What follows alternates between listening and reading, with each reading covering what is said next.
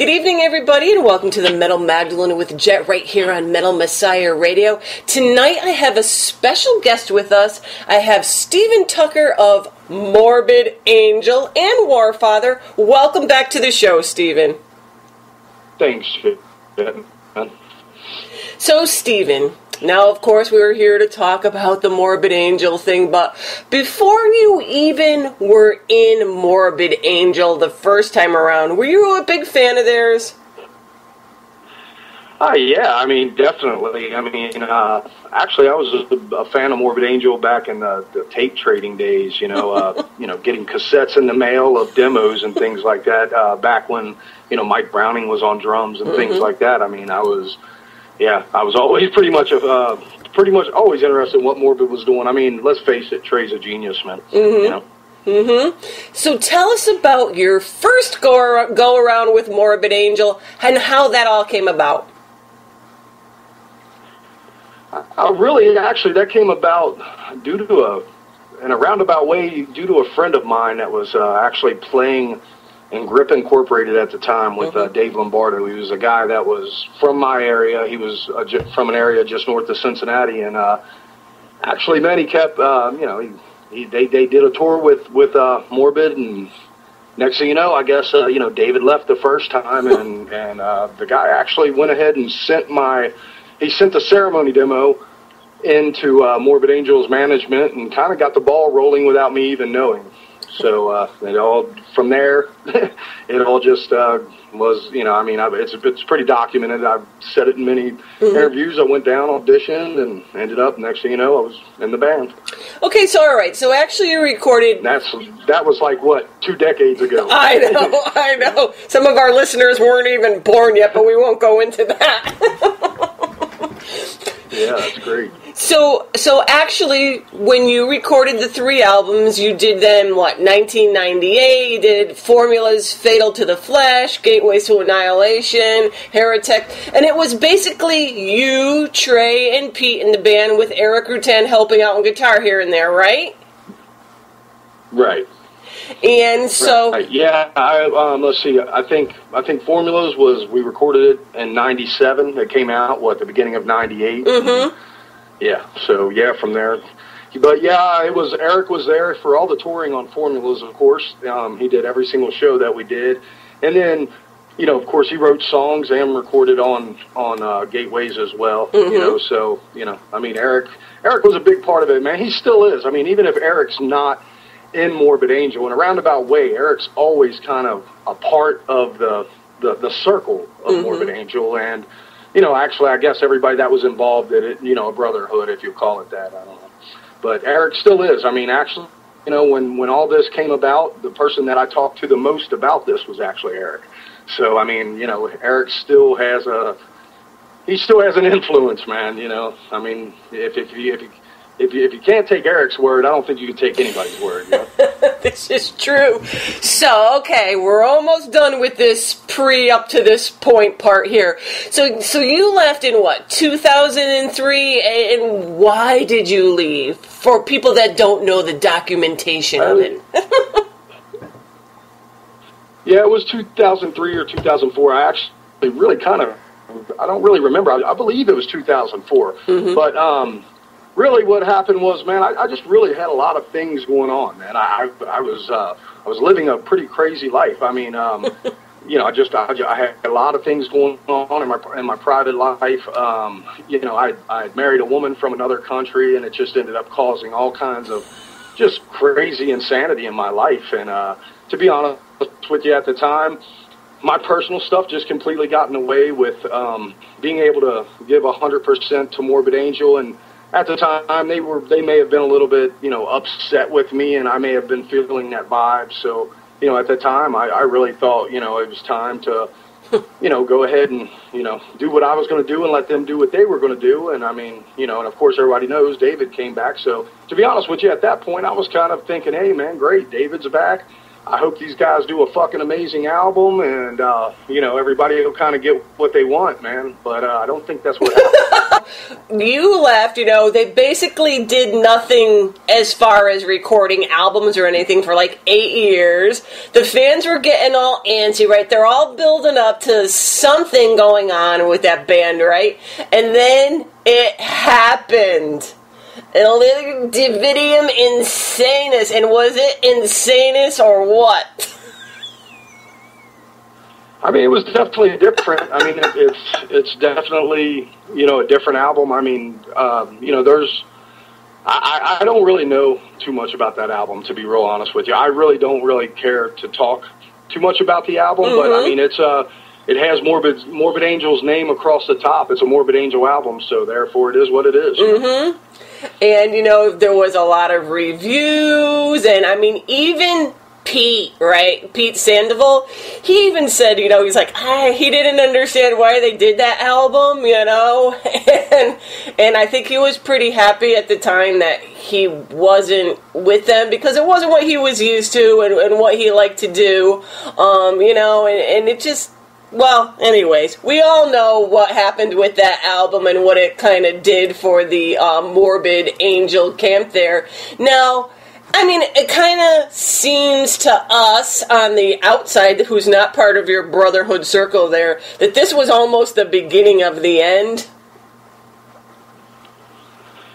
Are you referring to the album? Yes, yes. It seemed like after that album was... I think you're probably right. You know, I mean, I just think that they lost a lot of loyal fans on that one. And, you know, it's one thing when they just go out and want to do, like, one song different or whatever, but to have such a huge gap in time that they had nothing and then just waiting for them, and it was just, I think it was because it was such a big gap, and then they finally got something. It was very disappointing for a lot of them, you know, as we all know. Yeah, like as I said, I really don't know so much about that album, and I definitely really don't know what was going on with Morbid Angel at the time or anything. All I really know is that, you know, when I got the phone call from Trey, when he called me to ask me to come back this time, when he called me, he told me, man, I want the band to be death metal. I want the band to be brutal. I want the band to be underground. I want to do what we used to do because I love doing that, and that's what I want to do. And he asked me, would I like to do it as well? And I said, yeah, I think I would. You know, I mean, I think Trey's brilliant. I mean, I always have, and, you know, I always will. I mean, you know, Trey, just like myself, I mean, he has his moments of insanity, but we all do, you know, so it is what it is. I mean, come on, that's probably why we play death metal and not some candy-ass, you know, pop stuff. So, I mean, you know, but all I know is, you know, I'm back in Morbid Angel to do a death metal album. I mean, I expect the album to be full-on death metal. I mean, I expect there to, obviously, it's a Morbid Angel album. There'll be twists and turns in the album. There'll be stuff that's, you know, different. But I think it being, you know, aggressive and it being underground is really what it's going to be about. You know, I think that, you know, Morbid Angel is a death metal band, and that's what this next one will be. And have you, like, discussed, like, the writing? I mean, you were talking about how you're definitely going to be a death metal, thank God. But, I mean, have you know, talked about writing anything yet? Or have you actually done anything or fooled around with some stuff or anything? Yeah, there's already songs written. I mean, actually, I know that this news has just been released and it's new for people, but actually this is something that we've been talking about now since way back, I think before the beginning of the year, we started talking about this. So, yeah, there's already 5-6 songs, and I mean, they're great Morbid Angel songs. I mean, I think that people will be very happy with the songs. Tim released his statement. He said that this is something that's been going on for a while, but he just couldn't really say anything until after, you know, the shit hit the fan. Then he finally made a statement. So, I mean, have you guys been, you know, thinking about certain people that you would like to have on drums now? We've actually, we've talked about it. I mean, songs have been in the writing process as far as like the initial creation of them. And I mean, Trey has always, I do the same thing actually. Trey, he writes at home with, using, he writes drums on his computer and such. And then, we make rough demos of songs that we begin with that become songs eventually. So that's where the songs have been. We've talked about, we've talked about quite a few people, and there are definitely people that we have been talking to and have been, discussing working with, but to be honest, right now, I think that, it's all to be seen exactly how that's all going to pan out. I think that right now, it's really the focus is just writing some great songs, and Trey and I are really, really. At least I know I am, and he tells me he is. We're enjoying, talking and going back and forth with these songs, and we're really looking forward to, what the future is going to be now, And are you guys still with Season of Mist? Actually, no, I don't think that Seasons of Mist.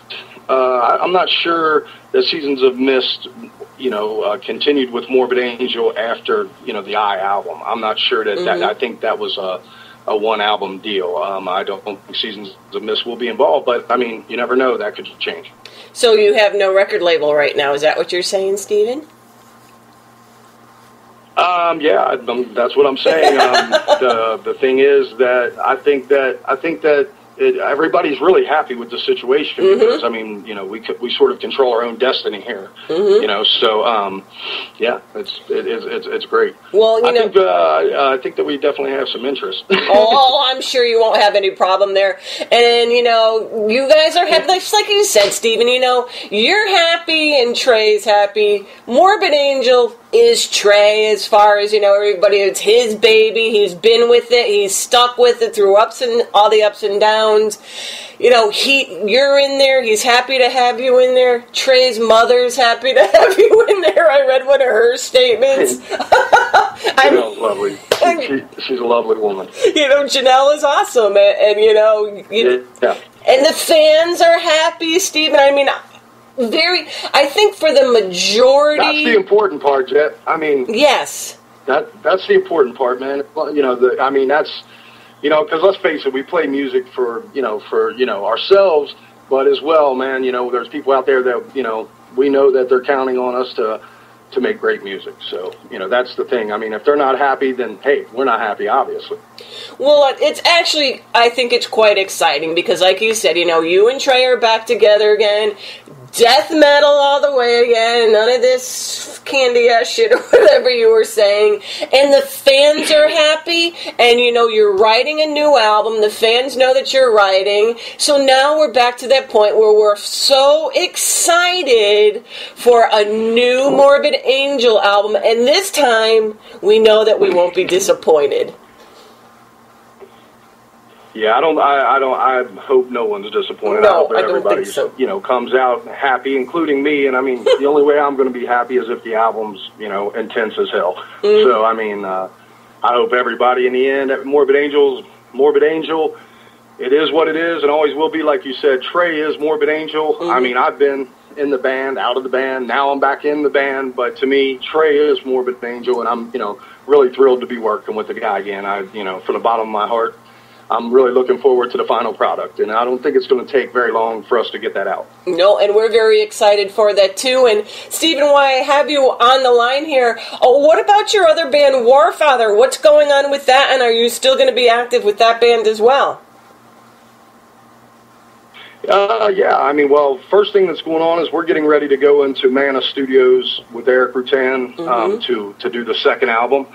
It's actually much more... I'm in love with the album, so hopefully people will be as well. I mean, it's super intense, but it's a little bit more controlled. The last album we did was a little kind of over the top at times, and but that's kind of what I wanted to do. This one's much more, in the pocket, and I think more what people would expect possibly, but what's definitely a lot of twists and turns. It's a brutal album. I'm looking forward to people hearing it. I've been working on it now for close to a year, and yeah, man, you know, got a new guitar player, got a new drummer, and they're both amazing, and I think it's going to show through. Can't wait to get it out there. And when do you plan on getting this? And as to the, I'm sorry, I didn't mean to step on you, Jet. I'm sorry. And about I'm definitely going to still do things with Warfather. We'll probably do some festivals. We've already been getting asked to do some things just since the Morbid Angel announcement come out. So, I definitely plan on keeping Warfather active. I mean, the thing about Warfather is I play guitar in it, so for me, it's a different thing. Other people might say, hey, it's just death metal, you know, it's the same thing.